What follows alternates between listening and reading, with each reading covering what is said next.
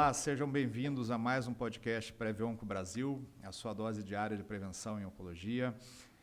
Hoje nós temos aqui a honra de trazer o Dr. Walter Miyamoto. O Dr. Walter é médico formado e pós-graduado pela Santa Casa de São Paulo, coloproctologista. Teremos aqui uma discussão muito interessante sobre prevenção de tumores do trato gastrointestinal. Seja bem-vindo, Dr. Walter, ao nosso podcast. Obrigado, José. Obrigado pela presença aqui. É uma honra a gente bater um papo sobre esse assunto tão importante, né? Fantástico, perfeito. Zuca, boa noite mais uma vez, seja muito bem-vindo. Boa noite, Zé. Boa noite, Walter. Obrigado pela participação. É um assunto de extrema relevância e eu acho que a gente vai ter um bate-papo bem bacana hoje. Maravilha. Todo seu, Zuca. Dr. Walter, qual que é a importância do câncer de colo retal? Quando a gente fala colo, a gente está falando intestino. Qual que é a importância dele no Brasil e no mundo? Muita gente tem, pouca gente tem. O que você tem para nos dizer? Que doença é essa? Que doença é essa? Isso é bem. Em primeiro lugar, a gente tem que entender que quando a gente fala do câncer coloretal, é o câncer do intestino, né? Então, todo o aparelho digestivo, o fim dele, onde tem o intestino grosso, o colo e o reto e o ânus, a gente considera como o câncer do intestino.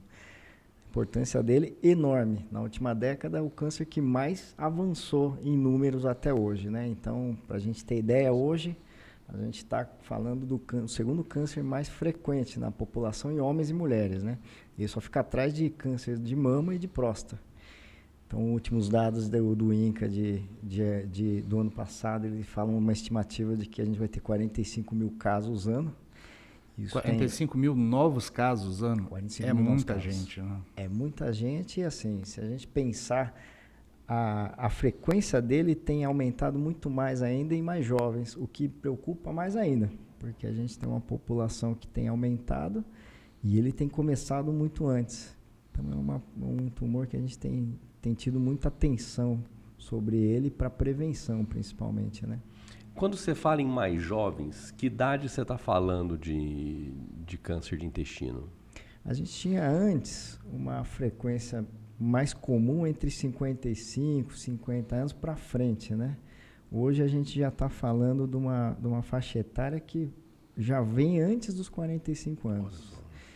Então, se a gente pensar numa população que tem uma expectativa de vida de quase 90 anos, é muito cedo para abreviar, né? Então, a gente tem essa preocupação e a gente tem visto que, principalmente por conta de não ter sintomas, é um tumor que a gente, às vezes, demora um pouco para diagnosticar, né? É um tumor silencioso. Silencioso. É um tumor que a gente fala até que ele é traiçoeiro, né? Porque você nem tem ideia de que está acontecendo alguma coisa no corpo e quando vê já... Demora para ter sintoma, né? E quais são os fatores de risco, assim? Quais são os principais fatores de risco que a gente sabe que estão associados? E, além disso, existe algum motivo, já se sabe o motivo pelo qual esse tumor começou a estar mais presente em pessoas mais jovens? Uma das coisas mais importantes que a gente sempre pensou é o estilo de vida, né? Então, por exemplo, todos pensam assim, o meu avô, ele tinha um estilo de vida muito ruim, comia muito mal e ele viveu bem, não teve tumor, né? Por que será que ele não teve e eu, que me cuido, eu tenho, né? Então, tem dois grupos hoje, o grupo que se cuida e o que não. Aquele que não se cuida, que a gente sabe, ele tem uma sobrecarga muito grande intestinal. Então, qual é a preocupação que a gente tem? O turnover de células, a multiplicação. Se multiplica rápido, tem a chance dele explodir uma célula que está errada e virar um tumor. Então, para quem está em casa, como que eu costumo explicar? É como se fosse uma linha de produção de pneus. Você tem lá uma fábrica que está produzindo pneu preto, de repente ele produz um pneu branco no meio da linha de produção. Se você tem uma linha que faz um pneu por hora, a chance do gerente de qualidade olhar que tem um pneu errado é grande. E se alguém for lá e apertar o botão da esteira e fazer 1000 pneus por segundo, aí a chance de perder é grande. Nesse momento é que rateia, passa um pneu, Ele está com um problema e vai embora. Qual que é o grande problema dentro do nosso corpo? Ao invés dele fazer um pneu só e está errado, no nosso corpo ele pula por uma esteira do lado e começa a produzir o pneu branco, que é errado, que é a célula tumoral. Aí começa o nosso tumor. Então a gente tem essa preocupação de sobrecarga hoje muito grande. Os nossos hábitos ficaram muito ruins, muito estresse, muita ansiedade, muitas pessoas sedentárias e obesas. A obesidade em si também é um fator de risco para o câncer de intestino? Muito. A gente tem visto que o processo inflamatório que um obeso tem é muito grande. E aí, a partir do momento que ele tem muita inflamação de repetição, tudo pode virar tumor no corpo dele. E a gente tem visto que a nossa população tem comido muitos ultraprocessados, né? Então, todo mundo quer velocidade no dia a dia. Aí acaba indo para a alimentação com ultraprocessados e esse é um grande vilão nosso, né?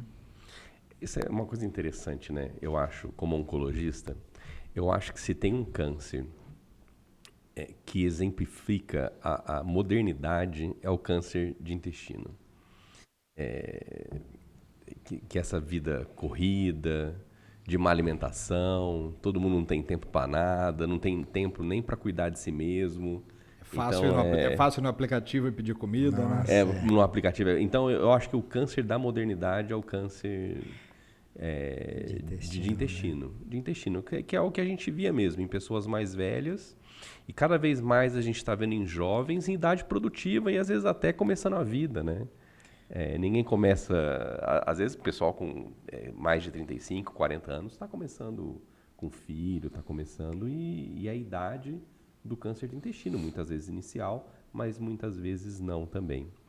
Você falou da obesidade, você falou do ultraprocessado. O que é o ultraprocessado? Que comida que é a ultraprocessada? Pois é, normalmente a gente tem como o principal exemplo os embutidos, né? Então, embutidos são aqueles que têm salame, presunto, mortadela, linguiça, né? Então, são alimentos que eles têm na composição dele muita química, principalmente conservantes, corantes. E esse tipo de como que a gente pode falar, não é um tempero, né? Mas esse componente, ele quando penetra no nosso corpo, ele faz um estrago enorme no intestino, né?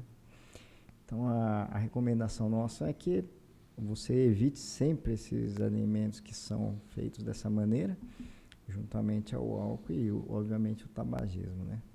Agora tem uma máxima, né, que a gente tem de recomendação, né? A gente sempre usa aquela frase muito comum, né? Desembale menos e descasque mais, né? Então, quanto mais próximo você tiver da origem do alimento, melhor, né? Essa é uma dica que a gente... E voltando nesse assunto, mas muita gente também associa o câncer de intestino com comer carne vermelha. Não precisa, não necessariamente ultraprocessado, mas aquele churrascão, aquela carne vermelha todo dia.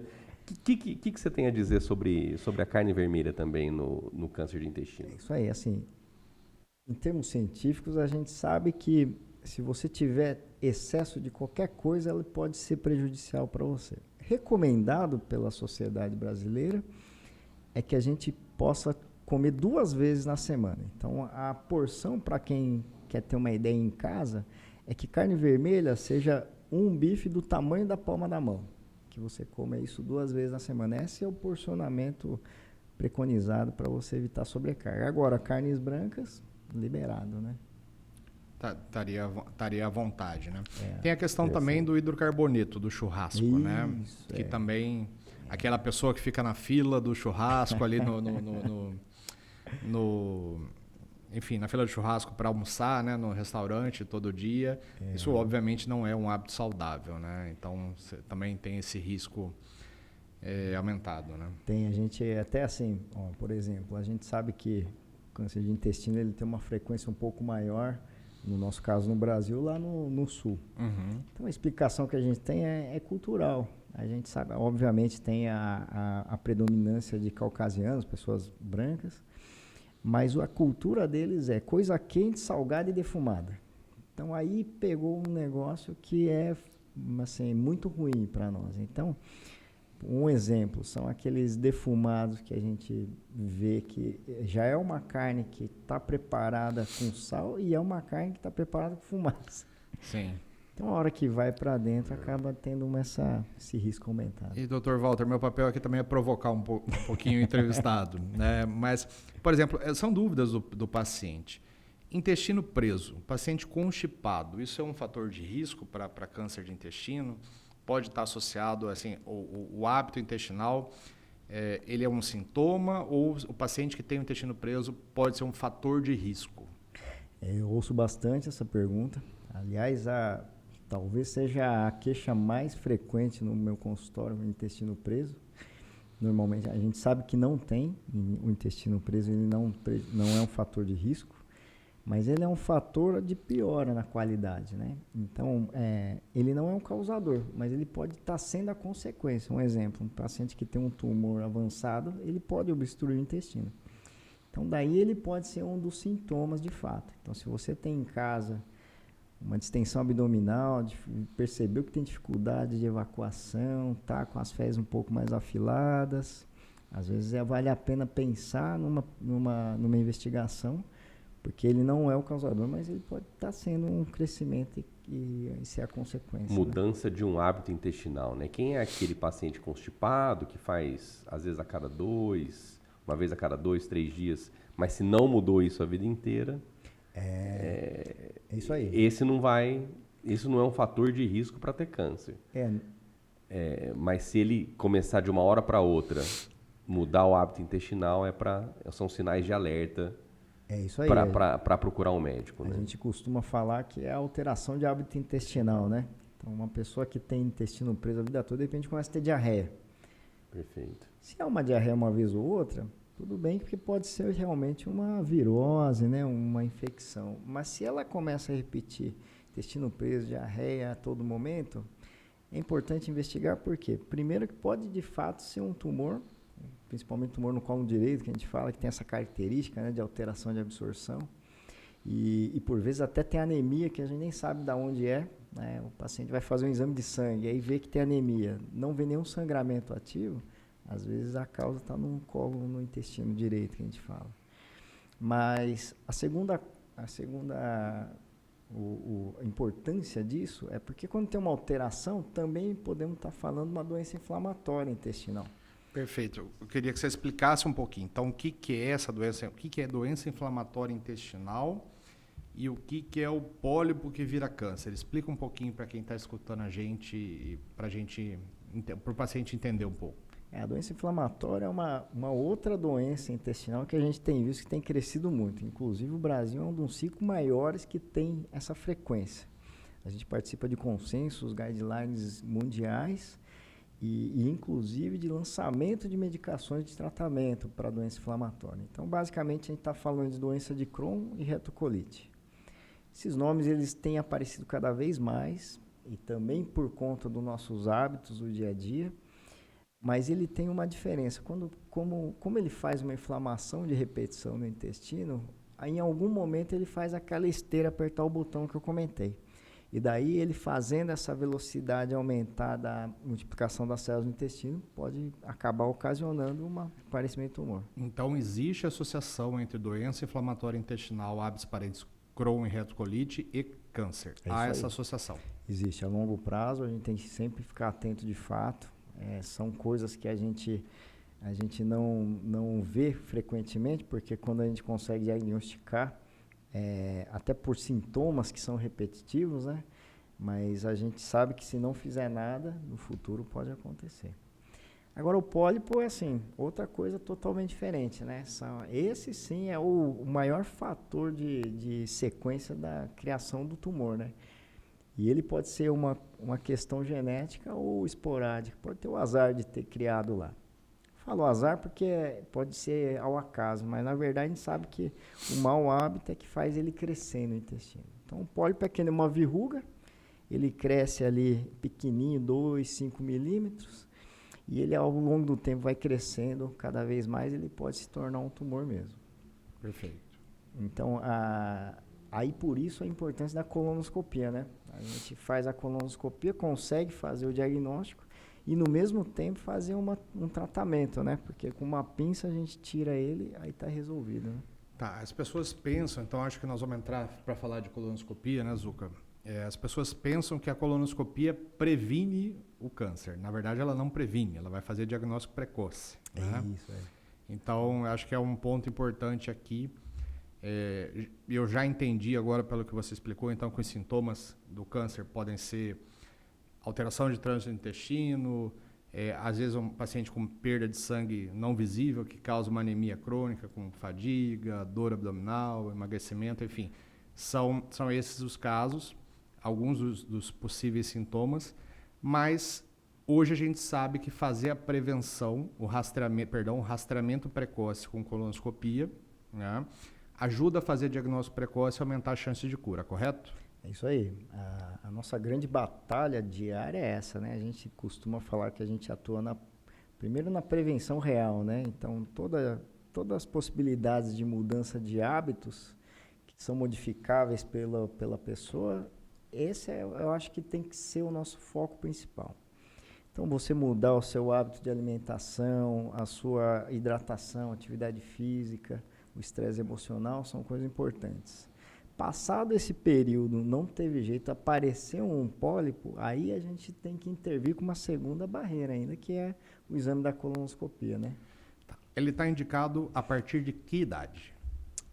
No Brasil, a gente tem feito a partir dos 50 anos, mas é uma política nossa, né? Por conta da política pública. Política pública do SUS. Do SUS, Agora, no mundo inteiro, a gente já tem feito a indicação aos 45 anos por conta da idade jovem mesmo. Perfeito. Então tendo notado o aparecimento de tumores em pacientes mais jovens, cada vez mais jovens, as sociedades do mundo inteiro discutiram e avaliaram que seria um ponto estratégico começar o rastreamento mais precoce, baseado nos estudos de dados observacionais. Né? Isso aí. A gente tem visto assim que como a população tem ficado mais jovem com o diagnóstico precoce, a gente abreviou 5 anos. Mas assim, por exemplo, um paciente, isso para pessoas que não têm sintomas, né? Nenhum. Vão fazer a primeira colonoscopia aos 45 anos.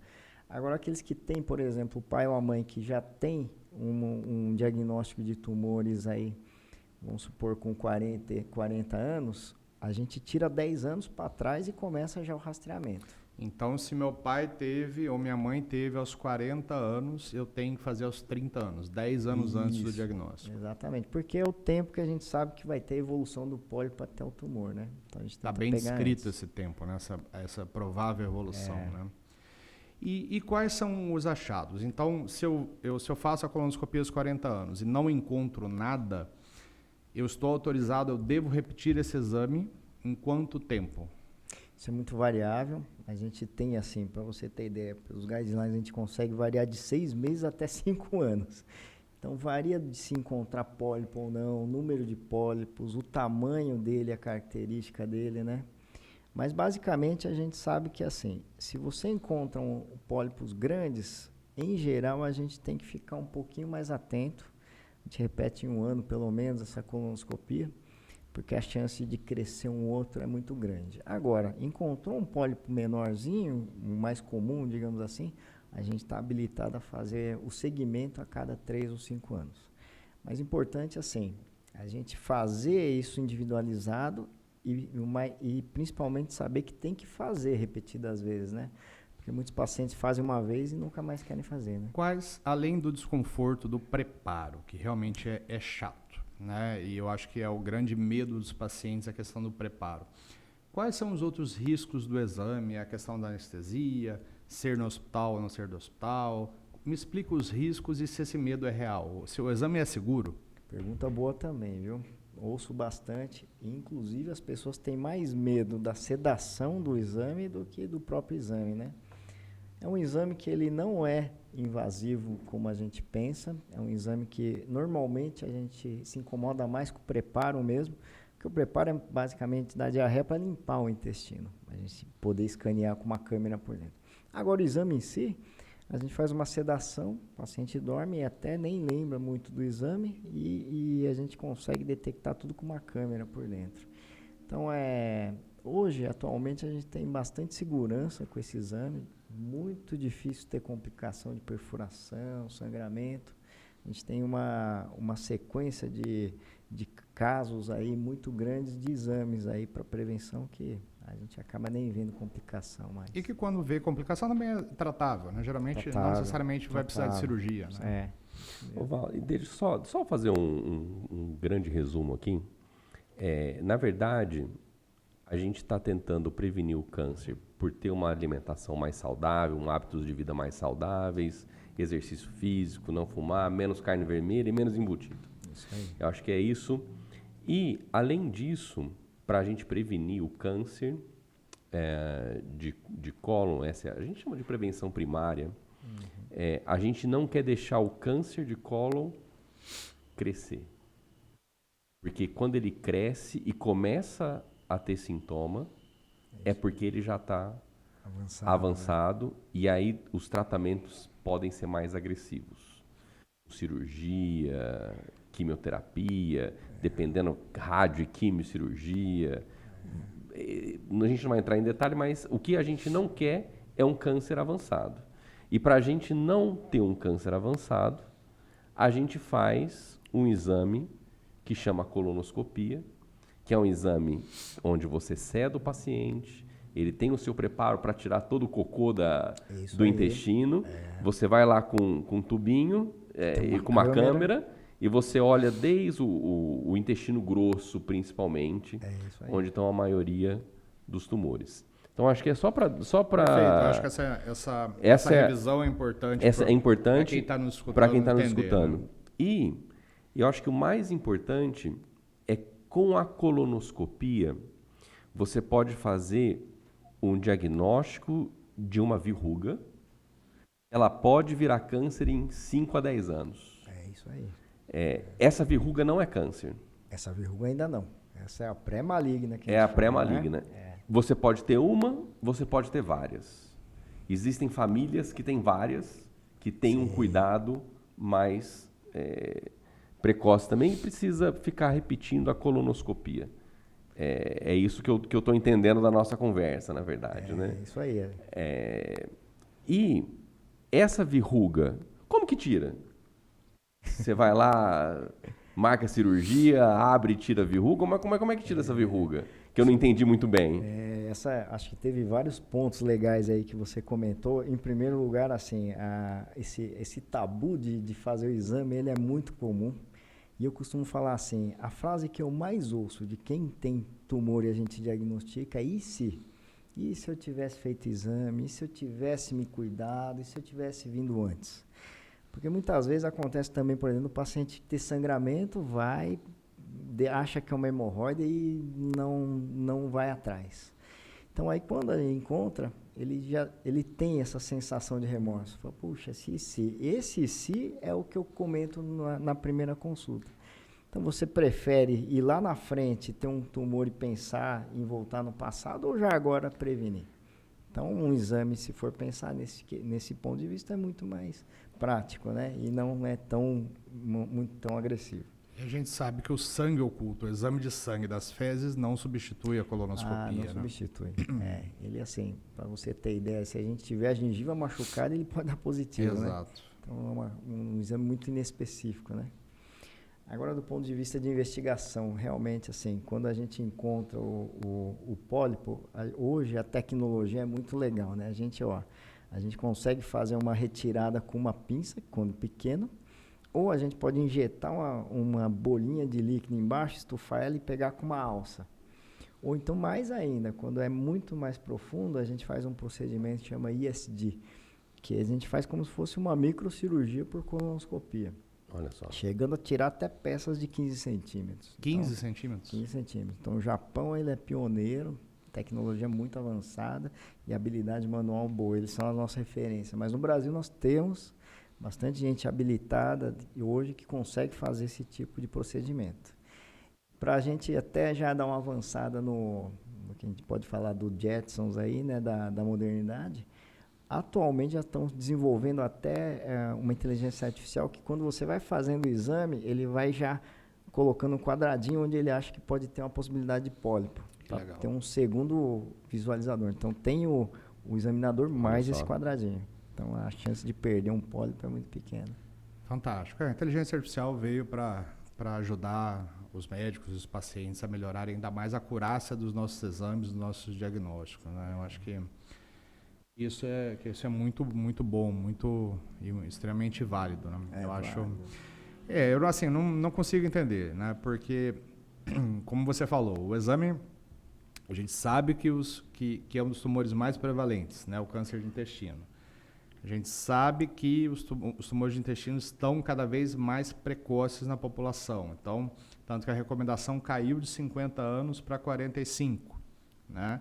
O exame é seguro, então praticamente sem complicação, rápido, relativamente fácil de fazer, então não dá para entender por que o paciente não faz, né? A gente tem que trabalhar nesse ponto, né? Nessa ferramenta para conscientizar as pessoas para realmente realizar o exame e estar com sua prevenção em dia, né? Porque é uma doença que impacta bastante. Eu acho que uma coisa bem importante é assim, a gente lembra sempre do câncer de mama, muitas vezes do PSA, do câncer de próstata. A gente falou bastante da vacina do HPV para câncer de colo de útero, mas não só. A gente vai conversar daqui um pouquinho. Quero perguntar algumas coisas para o Walter também. Mas o câncer de colo, o câncer de intestino, muitas vezes falta bater bastante na tecla, né? A gente tem as campanhas do Março Marinho. Isso aí, que estamos agora. Estamos agora. Mas é importante essa conscientização. Como a gente fala também para um público, às vezes, não privado, né? Não com convênio, com saúde suplementar, existe também o rastreamento não só com colonoscopia, mas com sangue oculto de fezes, né? Que tem as suas limitações, mas também é um rastreamento populacional, né? Eu acho que também isso é importante deixar claro para a população, né? O importante é procurar o médico e discutir com os seus médicos as opções, né? E não deixar para... Porque, assim, prevenção é você não ter sintoma e fazer um diagnóstico de câncer inicialmente. Fantástico. É isso que é prevenção, né? Fantástico. Então, e para câncer de colo, que é o terceiro câncer, na verdade é o segundo câncer mais prevalente, tanto em homem quanto em mulher, e que é um câncer da modernidade, que está dando em pessoas mais jovens. Então, acho que é super necessário conscientizar a população que existe tratamento, existe prevenção, e quanto mais cedo a gente diagnosticar, menos efeito ele vai sentir do tratamento. E talvez menos especialidades serão necessárias. Às vezes uma cirurgia só resolve o problema, né? O paciente não precisa de quimioterapia, esse por exemplo. Esse é um dado importante. Né? Eu acho que uma coisa que a gente tem que lembrar para dar esse reforço, porque a gente está começando, se for pensar em campanhas de meses de cores, a gente é muito inicial mesmo, né? Então existe aí o Novembro Azul, o Outubro Rosa e agora o Março Azul Marinho. A gente começou essas campanhas em 2004, né, com a Associação Brasileira. Mas é um tumor que, se você consegue diagnosticar ele no início, 90% de chance de cura, é muito alto. Então isso que eu acho que tem que ficar de mensagem para nós. É um tumor que ele veio com a nossa mudança de hábito, de estilo de vida, mas ele tem uma grande chance de cura mesmo. E aí, nesse ponto é que a gente tem que começar a batalhar a cultura do preconceito, né? Para que a pessoa entenda que ele tem que ir atrás mesmo, porque tem chances grandes de se curar. E um câncer, puxando até para a Previonco, que de história familiar também é super importante, né? Isso aí. Então... A gente vai ter um episódio só da origem oncogenética, né? Do câncer, enfim, mas o episódio familiar é super importante também para câncer de intestino, né? Tem algumas síndromes, como síndrome de Lynch, enfim. Polipose, né? Polipose familiar hereditária, enfim, que nós não vamos entrar em discussão aqui, mas que são muito importantes, né? Então, eu acho que a ideia aqui da Previonco é exatamente essa, né? A gente conscientizar as pessoas, a gente explicar, desmistificar que a prevenção é complicada, que você fazer o rastreamento é complicado, e que quem procura acha sim, mas fica curado, né? Como você disse, quase 90% de chance de cura, né? Então, e deixa eu só isso fazer é muito bom. uma pergunta pro Walter. A gente está terminando, mas a gente falou aqui de vacina de HPV. Boa. Para câncer de colo de útero. E a gente está falando de câncer de intestino, mas o Zé Márcio falou do trato gastrointestinal, né? Que vai desde a boca até o ânus, na verdade. É isso aí. É a especialidade dele. A vacina de HPV previne algum tipo de câncer do trato gastrointestinal também ou não? Isso aí, previne também, importante assunto. A gente costuma até nem falar muito por conta da frequência vai ser menor. Mas o câncer de ânus, ele normalmente vem do HPV, né? Então, a gente sabe que os subtipos 16, 18 são meio mais prejudiciais. E quando você faz a prevenção, tanto de contato quanto de vacina, você tem uma grande chance de já brecar antes de começar esse processo, né? Então, pessoas que têm um HPV anal, se não fizer nada, ele tem grande chance de virar um tumor anal de fato. Então, vale a pena fazer essa observação também. Essa observação é interessante, porque a vacina de HPV Fundamental. ela é fundamental para a diminuição de vários tipos de câncer e cânceres agressivos e difíceis de tratamento também. São cânceres que até a gente perde, tem que operar cirurgias grandes e ficar com a bolsa de colostomia pro resto da vida, né? Perfeito. Muito, excelente. Muito bom.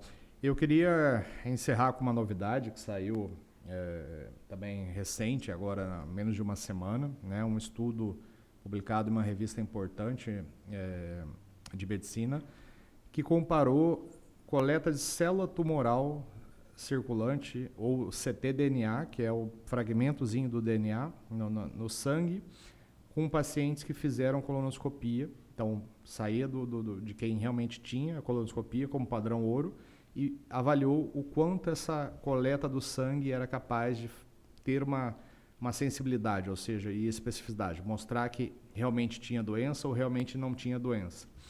Os dados foram bons, uma sensibilidade boa, batendo aí quase 80 e poucos %, né? Claro que é investigacional, claro que isso ainda é o futuro, mas não é nossa realidade, longe de ser, mas será uma ferramenta talvez importante no futuro, nos próximos 10, 15 anos, auxiliando a colonoscopia na condução. Porque não adianta também você achar a célula no sangue, mas você não sabe exatamente o tipo do tumor, o pólipo, etc. e tal, mas é uma ferramenta a mais para a gente auxiliar os pacientes. E eu fico aqui com essa ideia. A gente tem que fazer a prevenção, tem que fazer com mudança de hábitos de vida, tem que fazer o rastreamento precoce. E colonoscopia salva vidas, não tenho dúvida nenhuma. Faça a sua a partir dos 45 anos ou com indicação no seu médico. Legal. Dr. Walter, suas considerações finais. Queria aproveitar esse momento nosso de bate-papo bacana para lembrar assim, muitas vezes você não tem vontade de fazer por você essa prevenção, mas eu acho que a gente tem que se ancorar em alguma motivação. E, em geral, uma boa motivação é a sua família ou quem está próximo de você. Então, o que eu costumo falar? Você quer dar saúde e felicidade, você tem que ter isso transbordando. Não adianta eu oferecer água se eu tiver um copo vazio. Então, faça isso como um investimento em você de alta performance para que você sobre e possa dar para os seus entes queridos. E a segunda observação é que, para compartilhar uma novidade também, ontem, na nossa Sociedade Brasileira de Coloproctologia, foi instituída a Comissão Permanente de Prevenção do Câncer Coloretal. Que legal. Então, todo mês a gente já faz essa prevenção, essas campanhas de Março Azul Marinho, mas esse ano em específico, em homenagem à doutora Angelita Gama, que foi minha professora também, e merece uma honra aqui, nossa, de falar sobre ela, foi instituída essa comissão. Então, a partir de agora, a gente vai ter mais ações ainda no Brasil em específico para a prevenção do câncer coloretal. Muito bom. Fantástico. Suas redes sociais, como as pessoas te encontram? Dr. Walter Miyamoto no Instagram, no LinkedIn, né? Tem o meu site também, podem me procurar e mandar mensagens. Qual é o site? O site também, Dr. Walter Miyamoto. .com.br. Isso, e no Instagram também, podem mandar o direct que eu respondo para vocês. Maravilha. Muito obrigado, excelente bate-papo. Espero que a gente continue levando prevenção com qualidade e para todas as pessoas de forma acessível e descentralizada. Zucca? Obrigado, Dr. Walter, mais uma vez. Foi um excelente bate-papo. E acho que prevenção é o recado aqui do nosso podcast para ter uma saúde, para dar e vender, não só para a gente, mas para toda a nossa família, na verdade, né? Acho que é isso. Excelente.